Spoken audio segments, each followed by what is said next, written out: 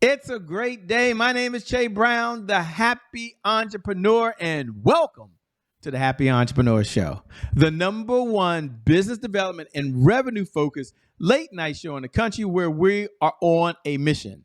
And our mission really is to inspire, our mission is to empower, and our mission is to provide you, that's right, you, the hard-working entrepreneur, with all of the resources that are necessary to execute that big vision you have for the people you were called to serve. And on this particular episode, we have the one and only Darla Noble. She's in the building, and she'll be talking about how to brighten your corner, be a good neighbor in your community, and why it matters. Hello, Darla. How are you?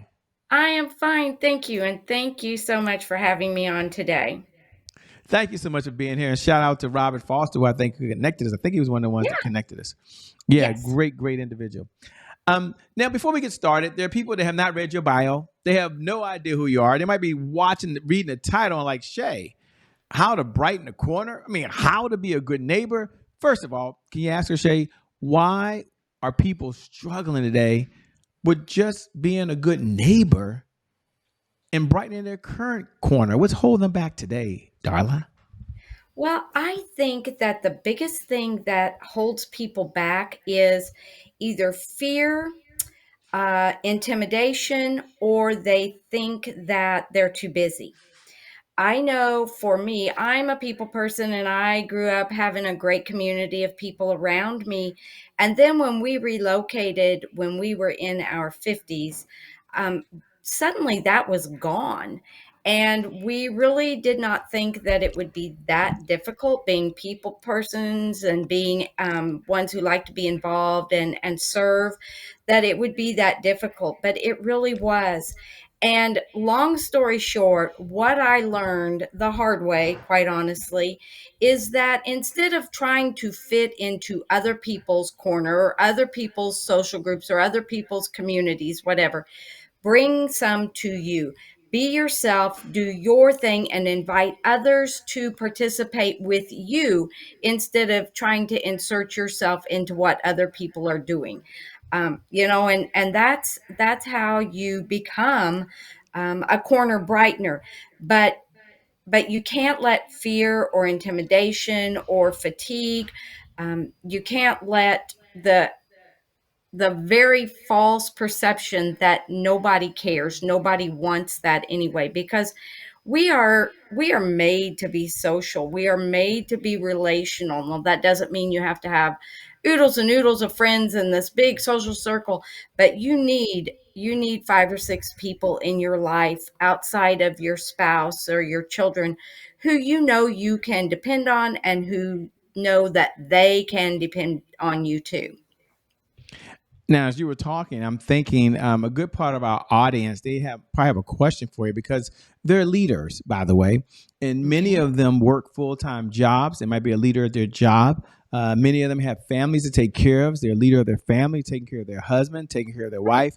Many of them have kids who have their own activities. So they're running Right. around chasing their kids, taking their kids to activities, and Right. they're involved in the community. And they might say, well, what does Dollar say for someone like me who's a busy person? Full-time job. I'm a full-time entrepreneur. How does she juggle multiple priorities that are all in the air? And now I got to go be friendly to people? So I guess the question is, what do you say to the person that seems already overwhelmed with so many busy activities? They feel like, well, maybe I should just stay to myself. How do you prioritize your activities so you can get everything in? Okay. I'm not saying that you add that to your present activities. I'm saying you make that part of who you are, where you are at. Okay.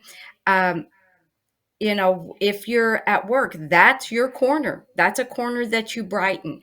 And you can do that in so many ways by just little things like smiling, saying hello, and not just saying, hi, how are you? And expecting them to say fine and really starting to walk away or turn away before they even get fine out.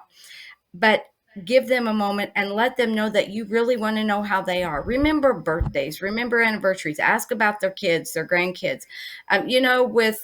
With your kids and sports activities and extracurricular activities, get to know those kids. Open your home up for a meal. Open your home up for those parents, and offer to share rides and chaperoning and chauffeuring and all those types of things.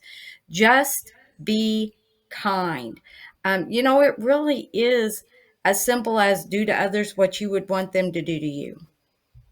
I love how you said that. And there's this new saying out there. I don't know if it's new or old, but it's called like emotional intelligence, right? Which is kind of like how do we check everything and not let our emotions overwhelm us or overpower us. What do you say to the person that's sitting and saying, "I love what she's saying, Shay," but how does she expand her comfort zone? How does she step outside of something when there's anxiety and maybe talking to other people is a big challenge for them? I know I'm a high introvert sometimes, and they're like, "Man." She gave me a few things to say. I like that. How are you doing?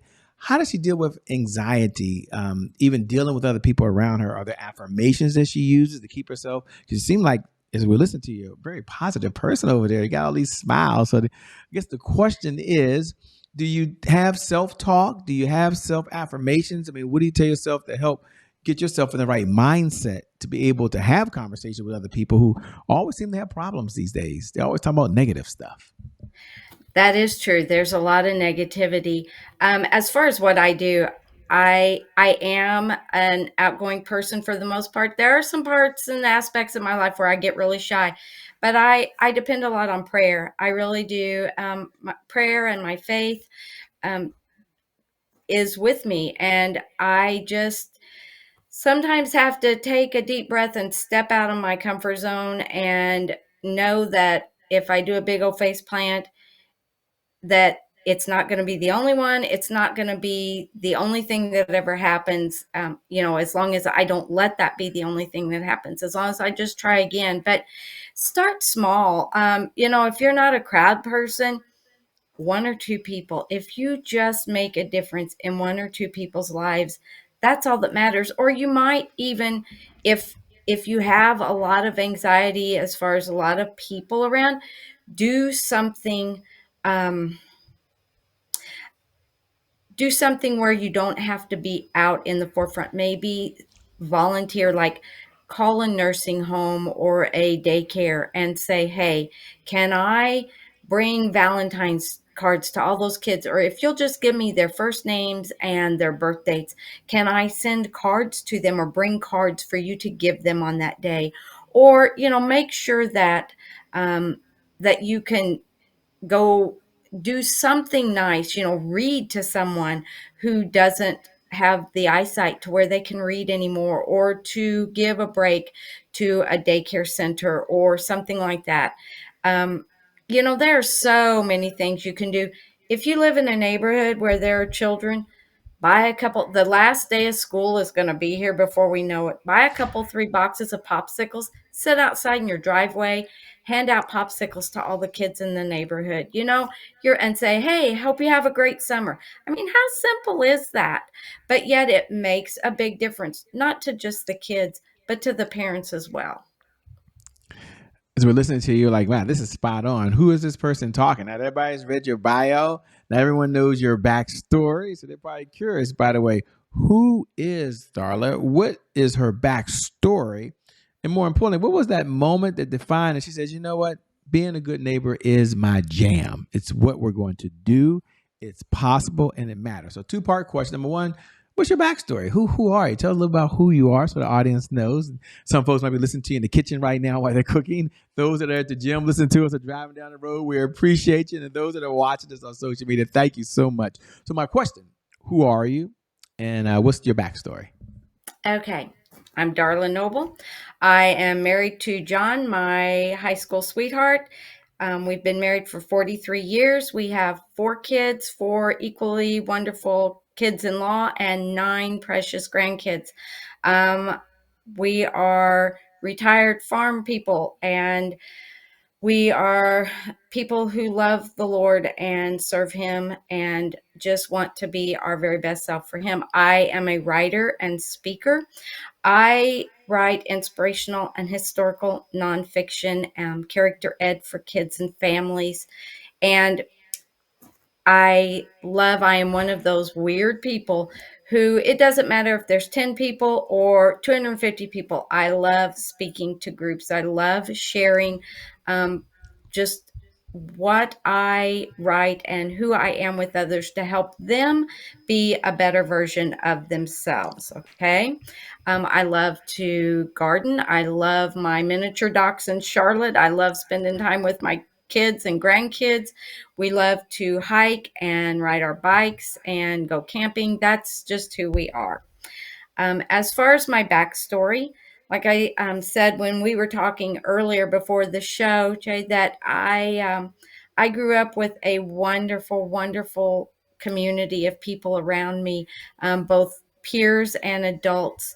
And a lot of those adults who invested themselves in my life when I was young turned around and invested themselves in the lives of our kids as kind of as extra grandparents and that sort of thing.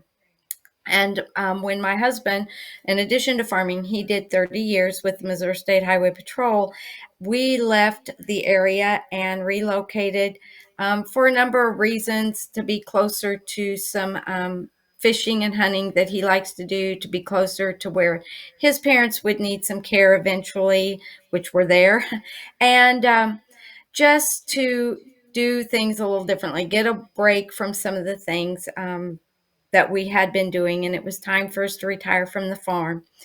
So that's what we did, and we never in a million years dreamed it would be difficult to almost impossible to make new friends and have a new community of friends around us. But it was, and I won't bother going into all the gory details on that, so to speak. But it took several years for us to finally um, find a place where we felt content. The first house that we moved into was just short term, and where we are now, we are content. But it took a lot of soul searching and prayer and thought, and just wondering what in the world we were going to do, for me to finally say, okay, I've had it. I can't do this anymore. I have got to I've got to have a friend or two that I know I can count on and who they know can count on me. And so a lot of just a series of events that God really worked in our lives in so many ways, where the timing just worked out perfectly, even though I really wanted it several years sooner. But, had it not happened exactly the way it did, things wouldn't be the way they are. Okay. And so it's, it just all came down to a matter of knowing that I could no longer try to insert myself into the lives of others and try to be their friend, because they already had all the friends they needed. They were polite, and they were like, we make great acquaintances, but we have a history with these people and we have all the friends we want. So just given the circumstances that God put us in, we had some doors open to where there were other people who were looking for new friendships and new relationships as well in the neighborhood that we moved into. And so I just stuck my neck out and invited some women over one evening and said, hey, I'd like for you to come over and have dessert and tea. And I just want to share some ideas with you about how we can enhance our neighborhood. And that was one of those moments where I knew I was either going to do a big old face plant, or something good would happen. And something great happened. I invited 6 women, and all but 2 of them came. One of them actually had something else going on that night and said, hey, I can't make it, but I want to know what you're thinking, because I think I'd really like to be involved. And the other one said, no, thanks, not interested. And that was fine. But since then, and that's been almost 2 years ago, since then, we have had so many wonderful opportunities to do service projects in our neighborhood, in our community. We have become close friends, and we get together regularly, and we just have fun together. And even though I didn't know it was even a thing, my efforts garnered me the award of one of Missouri's top 10 neighbors last year for 2023, which was really, really humbling and exciting all at the same time because, like I said, I had no idea that was even a thing. But someone found out about what we were doing, and yeah, so it's been great and it's growing, and that is my hope, is that I can take what has worked for us and share that with people like you and other small communities and neighborhoods so that they can brighten the corners where they're at. I love it. When I saw the title, How to Brighten the Corner, Be a Good Neighbor, Why It Matters, I couldn't wait for this particular episode. I think the timing is right. I think the message is right, and you're certainly the right person to deliver it. So thank you so much. We have a segment here at the Happy Entrepreneur Show called Today is My January 1st. Now, for those folks who are tuning in for the very first time, and those folks tuning in every night at 11 p.m. Eastern Standard Time, you can go ahead and say those words. I know you wait to say those words. You can go ahead and release it. Today is my January 1st. Isn't that so exciting, by the way? For all the new folks who are tuning into the Happy Entrepreneur Show for the very first time, welcome, welcome, welcome. We invite you and welcome you here. Today is our January 1st is our personal mantra at the Happy Entrepreneur Show. It represents a fresh start. Today is my January 1st represents a do-over. It means our past. No matter how dark and gloomy that past is or how bright and sunny that past is, the past no longer equals the future. And so my question for you, Darla, on the other side as you're listening, number one, when you hear those words, today is my January 1st, what do you hear? What do you hear? And then number two, what was a moment in your life, if any, where there was some setback? Maybe your life's been perfect. We're going to find out. Something that didn't go the way you wanted it to. And then how did you bounce back from that? Okay, when I hear today is my January 1st, I think that every day is a day that you can do over. You do not have to let your past mistakes, anything about it, define you. You can use it, you can learn from it, but you don't have to let it define you, either good, bad, or indifferent. I mean, even if you've had this wonderful, wonderful, exciting past, you don't have to believe that that's all there is for you, that that you have to constantly be really reliving that. Or if your past was not so great, that there's nothing else that you can do, that you're stuck there. Every day is a new day, and you have the power to make the most of it. Now, as far as a moment in time when I was stuck or Yeah. setback, Yes. I've had some physical setbacks and that sort of thing, and so I've had to overcome a lot of things with that. But um, yeah, I think being rejected. There were times when we were trying to make friends and to feel at home in this new area, and yeah, the rejection was in your face, very blatant and very real, and it was very hurtful. I'm not going to lie, it was very hurtful. And so um there were times when I was ready to just give up and say, okay, I'm done. I'm This isn't working. I don't know why I'm even trying so hard. I'm just going to, feel sorry for myself, I guess. But that's really not who I am. I just kept saying, no, I know that there's more. I know that this is not the way things are supposed to be. And I just need to be patient and wait for God's timing to give me the opportunities that He wants for me to just be able to bloom and grow and have friends and brighten my corners. Brighten the corner. I love that phrase, brighten your corner. You know, one of my favorite questions to ask is what's one of the best pieces of advice you've ever been given? And it's kind of an unfair question because I'll frame it for the audience that Darla's had so many mentors, I'm sure, along this journey of life. And I'm sure she's read so many books, countless books. She must have watched countless videos and online stuff. But if you had to step back and say, wow, I've been given a lot of advice in my lifetime, but here's one of the best pieces of advice I've ever been given that I want to share with the audience. what would it be and why? So what's one of the best pieces of advice you've ever been given? The best pieces of advice I've ever been given all come down to one thing: to love the Lord your God with all your heart, soul, and mind, and to be His 100%. Said so well. Means so much. I can tell it's near and dear to your heart. Yeah. Yeah. Yeah.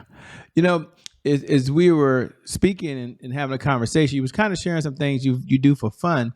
What's one of the lessons you learned as we come down the home stretch just from gardening? You talk about gardening and hiking. Were there any life lessons you learned just from gardening? I'm just curious, by the way. I Oh, can't no, garden. I got two I'm left actually thumbs. glad you asked that question, Che, because um, yeah, I have learned so many lessons. Matter of fact, I have written an entire book on the life lessons that I have learned from gardening. And it's called Jesus and Zinnias Make Me Smile. And if you share anything as far as my website or anything like that with your listeners, Yes, we you can go will. to, Jesus and Zinnias Make Me Smile. And you will learn so much about perfect timing, friendship, sharing and using your talents to serve yourself and others, to be compassionate, to be resilient. Just so many things that you can learn. And even if I want to just throw this out here, even if you don't have green thumbs, even if gardening isn't your thing, if it's cooking, if it's photography, if it's arts and crafts, if it's running marathons, or yoga, or whatever it is, just listen and look around you at everything and everything, and you can learn life lessons from everything that you do, whatever you're passionate about, whatever just grabs your heart and steals your heart. There are life lessons to be learned from it. I love it. I love it. Like I said, I want a garden, and I always admire folks that can do it and do it well. So thanks for sharing. Certainly appreciate that. As we come down the home stretch now, a two-part question. I think you might have answered, but I want you to answer it again, which is, how can folks best connect with you? Number one, so they can stay in this conversation with you over and beyond today. And Okay. number two, are you taking on any clients? I know you do speaking gigs. I think you mentioned that, and you write books. Yes. Okay. You can connect with me on through my website, which is dnoblewrites, WRITES.com, or on Facebook, just look up Darla Noble.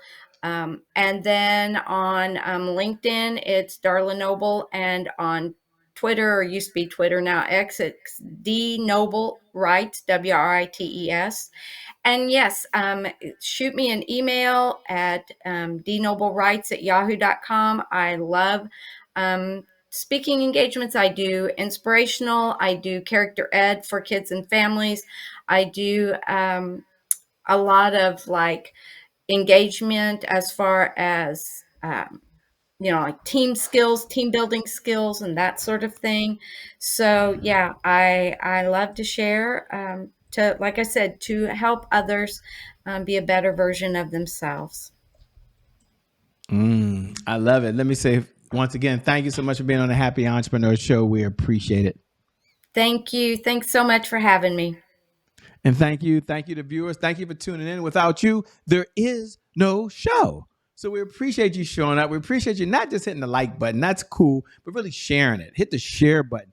Pay this message forward to someone else. Be a blessing to someone else so they can have the resources. I never get tired of sharing with you every night at 11 p.m. Eastern Standard Time that you're a game changer, that you really are a winner, that you're a special, incredible human being. You've got amazing talents. You're awesome. You're making a difference in the world. And that today is your January 1st. And because of just that one reason alone, I believe your best is still yet to come. Your best is yet to come. Well, they ain't seen it yet, have they? Your best is yet to come. With that being said, my name is Che Brown, the Happy Entrepreneur. Make it a great day, everyone. We'll make some good things how we connect again next time. Bye-bye. Peace.